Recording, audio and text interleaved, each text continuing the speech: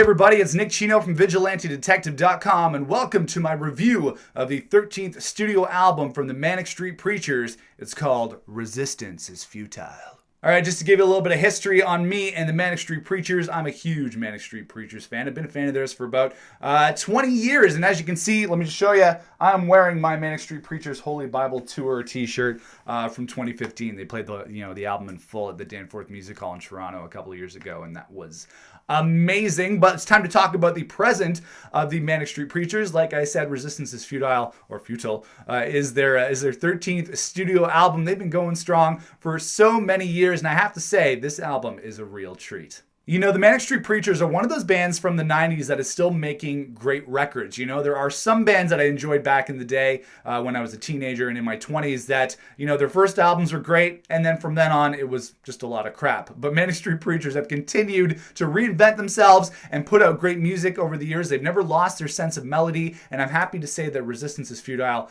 continues that trend of awesome Manic Street Preachers tracks.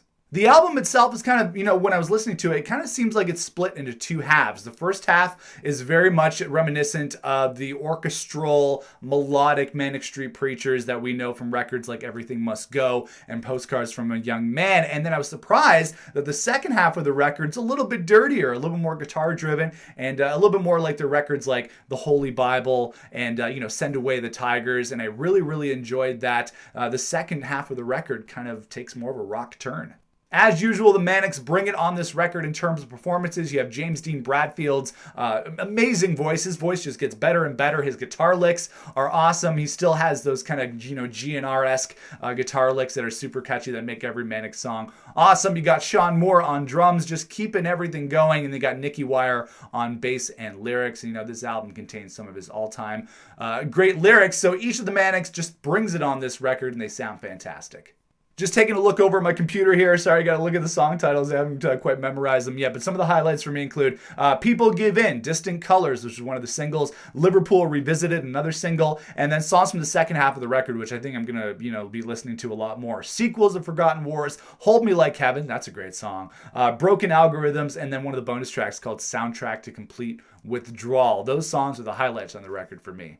And I love the single International Blue. It's got, like I said, a great riff from James Dean Bradfield, just an awesome kind of chugging style to it. And I think it's one of the best Manic singles that we've gotten in a long time. And it's one of my favorites on this record as well.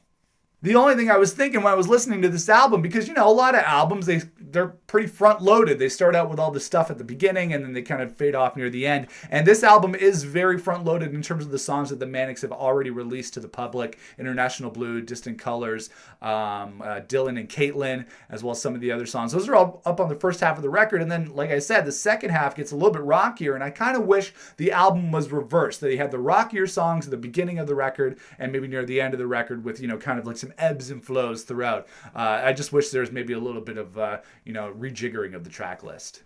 It's been 4 years since the band's last album, Futurology, and like I said, they continue to just evolve in different ways and still maintain that Manic Street Preachers sound. Now, I wouldn't say this album lives up to kind of the great eras of the band, like obviously their early to mid-90s era, and I think they kind of had another, second renaissance when they released Send Away the Tigers in 2007.